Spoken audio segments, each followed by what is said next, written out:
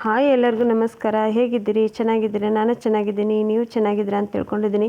ಇಲ್ಲಿ ನೋಡಿ ನಮ್ಮದು ವೃತ್ತಿ ಪುಟ್ಟ ಏನು ಮಾಡ್ತಿದ್ದಾಳೆ ತುಂಟಿ ಅಂತಂದರೆ, ಅವ್ರ ಮಮ್ಮಿಯರೆಲ್ಲ ರೊಟ್ಟಿ ಮಾಡ್ತಿದ್ದಾರೆ. ಅವಳು ಕಾರ್ ತೊಗೊಂಡು ಒಬ್ರ ಕಡೆಯಿಂದ ರೊಟ್ಟಿ ಇಸ್ಕೊಂಡೋಗಿ ಇನ್ನೊಬ್ರ ಕಡೆಗೆ ಕೊಡೋದು ತರಲೆ ಮಾಡ್ತಿದ್ದಾಳೆ. ನೋಡಿ ಫ್ರೆಂಡ್ಸ್, ಯಾವ ಥರ ಮಾಡ್ತಿದ್ದಾಳೆ ಅಂತ ನೋಡಿ. ನೀವೇನೇ ಹೇಳಿ ಫ್ರೆಂಡ್ಸ್, ಮನೇಲಿ ಮಕ್ಕಳಿದ್ರೆ ತುಂಬ ಖುಷಿ ಅಲ್ವಾ? ನಮ್ಮ ನೋವು, ನಮ್ದು ಏನೋ ದುಃಖ ಇದ್ದರೂ ಮಕ್ಕಳು ನೋಡಿ ನಾವು ಎಲ್ಲ ಮರೆತು ಬಿಡ್ತೀವಿ ನೋಡಿ ಫ್ರೆಂಡ್ಸ್. ಅದರಲ್ಲೂ ಹೆಣ್ಮಗು ಅಂದರೆ ತುಂಬಾ ಇಷ್ಟ ನೋಡಿ.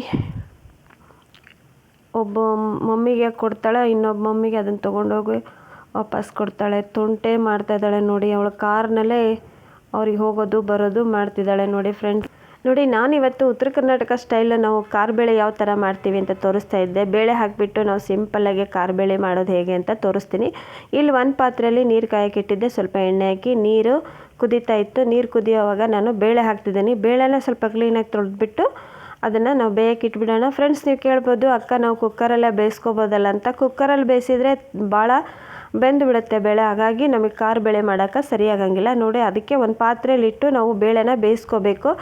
ಇದನ್ನು ತೀರಾ ಬೇಯಿಸೋ ಹಾಗಿಲ್ಲ, ಹಾಗಾಗಿ ಕುಕ್ಕರಲ್ಲಿ ಬೇಯಿಸಿದರೆ ನಾವು ಒಂದು ವಿಷಲಾದರೂ ಸಹಿತ ಬೇಗ ಬೆಂದುಬಿಡುತ್ತೆ. ಇದೇನು ಆ ಥರ ಆಗೋದಿಲ್ಲ. ಹಾಗಾಗಿ ಇಲ್ಲಿ ಆ ಬೇಳೆ ಸ್ವಲ್ಪ ಬೆಂದ ಮೇಲೆ ಅದಕ್ಕೇ ಸ್ವಲ್ಪ ನೀವು ಟೊಮೊಟೊ ಹಣ್ಣು ಹಾಕಿಬಿಟ್ಟು ಒಂದು ನೀಟಾಗಿ ಬೇಯಿಸ್ಕೋಬೇಕು ನೋಡಿ.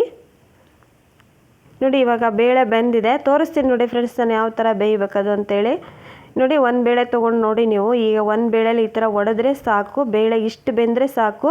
ನೀವು ಕುಕ್ಕರಲ್ಲಿ ಹಾಕಿಬಿಟ್ಟಿದ್ರೆ ಫ್ರೆಂಡ್ಸ್ ತುಂಬ ಬೆಂದು ಬಿಡುತ್ತೆ. ನಮಗೆ ಈ ಥರ ಉದುರುಬೇಳೆ ಪಲ್ಯ ಕಾರ್ ಬೇಳೆ ಪಲ್ಯ ಮಾಡೋಕ್ಕೆ ಅಷ್ಟೊಂದೇನು ಟೇಸ್ಟ್ ಬರೋಲ್ಲ. ಇನ್ನೊಂದು ಪಾತ್ರೆಯಲ್ಲಿ ನಾನು ನೋಡಿ ಎಣ್ಣೆ ಹಾಕಿಟ್ಟಿದ್ದೆ, ಅದಕ್ಕೆ ಜೀರಿಗೆ ಸಾಸಿವೆ ಕಾಳು ಹಾಕಿಬಿಟ್ಟು ಸಿಡಿಸ್ತಾ ಇದ್ದೀನಿ. ಆಮೇಲೆ ಈರುಳ್ಳಿ ಹಾಕಿ ನೀಟಾಗಿ ಫ್ರೈ ಮಾಡ್ಕೊಳ್ಳಿ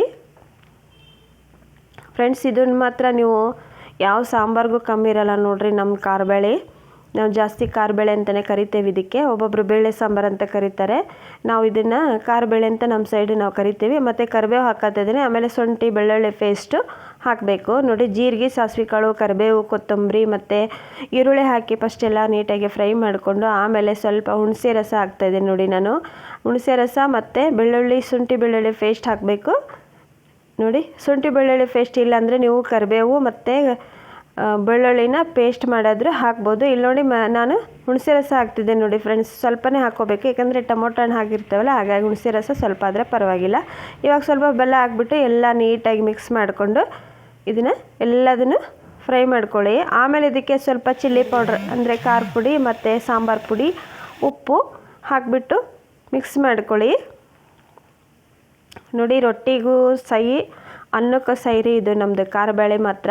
ನೋಡಿದ್ರೆ ಬಾಯಾಗ ನೀರು ಬರುತ್ತೆ, ಆ ಥರ ಆಗಿರುತ್ತೆ. ನೀವು ಸ್ವಲ್ಪ ಸಾಮಾನು ಹಾಕಿ ಮಾಡಿದರೂ ಪರವಾಗಿಲ್ಲ. ನಮ್ಮ ಕಡೆ ಮಾಡೋಂಥ ಕಾರ್ಬೇಳೆ ಸಖತ್ತಾಗಿ ಟೇಸ್ಟ್ ಕೊಡುತ್ತೆ, ಉತ್ತರ ಕರ್ನಾಟಕ ಸ್ಟೈಲು. ಇಲ್ಲಿ ನೋಡಿರಿ, ಇವಾಗ ನಾನು ಖಾರ ಪುಡಿ ಮತ್ತು ಸಾಂಬಾರು ಪುಡಿ ಎಲ್ಲ ಹಾಕಿಬಿಟ್ಟು ನೀಟಾಗಿ ಉಪ್ಪು ಹಾಕಿಬಿಟ್ಟು ಮಿಕ್ಸ್ ಮಾಡ್ಕೊತಾ ಇದ್ದೀನಿ. ನಿಮ್ಮ ಮನೇಲಿ ಉಪ್ಪು ಜಾಸ್ತಿ ತಿನ್ನೋದಿದ್ರೆ ನೀವು ಜಾಸ್ತಿ ಹಾಕ್ಕೊಳ್ಳಿ, ಕಮ್ಮಿ ಆಗೋದಿದ್ರೆ ಕಮ್ಮಿ ಹಾಕ್ಕೋಬೋದು. ನಾನು ಸ್ವಲ್ಪ ಉಪ್ಪು ಎಲ್ಲ ಹಾಕ್ಬಿಟ್ಟು ನೀರು ಹಾಕಿ ಆಮೇಲೆ ಅದು ನೀಟಾಗಿ ಎಲ್ಲ ಮಿಕ್ಸ್ ಮಾಡ್ಕೋಬೇಕು ನೋಡಿ ಫ್ರೆಂಡ್ಸ್. ಇದು ಸ್ವಲ್ಪ ಬೆಂದ ಮೇಲೇ ನಾವು ಆಮೇಲೆ ಬೇಯಿಸ್ಕೊಂಡಿರ್ತೀವಲ್ಲ ಬೇಳೆನ ಹಾಕ್ಕೋಬೇಕು. ಇವಾಗ ಸಾಂಬಾರು ಪುಡಿ ಸ್ವಲ್ಪ ಹಾಕ್ತಿದ್ದೇನೆ ನೋಡಿ. ಇನ್ನೊಂದ್ಸಲ ಹೇಳ್ತಿದ್ದೇನೆ ನೋಡಿ, ನಾನು ಸಾಂಬಾರು ಪುಡಿ, ಖಾರ ಪುಡಿ, ಉಪ್ಪು, ಬೆಲ್ಲ ಹಾಕಿಬಿಟ್ಟು ನೀಟಾಗಿ ಮಿಕ್ಸ್ ಮಾಡ್ಕೊಳ್ಳಿ. ಸ್ವಲ್ಪ ನೀರು ಹಾಕ್ಕೊಂಡು ಬೇಯಿಸ್ಕೊಳ್ಳಿ ನೋಡಿ. ಇವಾಗ ನಾನು ಆವಾಗಲೇ ಬೇಳೆ ಬೇಯಿಸಿಟ್ಕೊಂಡಿದ್ನಲ್ಲ ಅದನ್ನು ಹಾಕ್ತಾಯಿದ್ದೇನೆ ನೋಡಿ ಫ್ರೆಂಡ್ಸ್.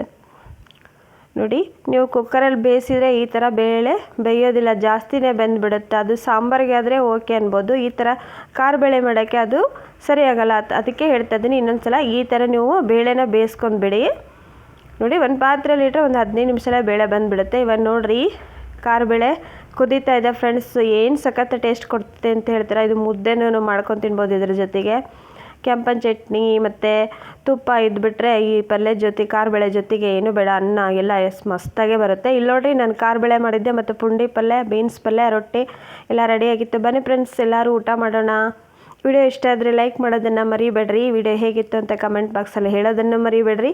ವಿಡಿಯೋದಾಗ ಏನಾದರೂ ತಪ್ಪಿದ್ರೆ ಕ್ಷಮಿಸ್ರಿ ಅಂತಲೂ ಕೇಳ್ಕೊತೀನಿ ರೀ.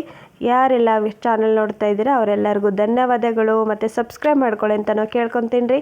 ಮತ್ತು ಬೇಗ ಸಿಗ್ತೀನಿ. ಧನ್ಯವಾದಗಳು.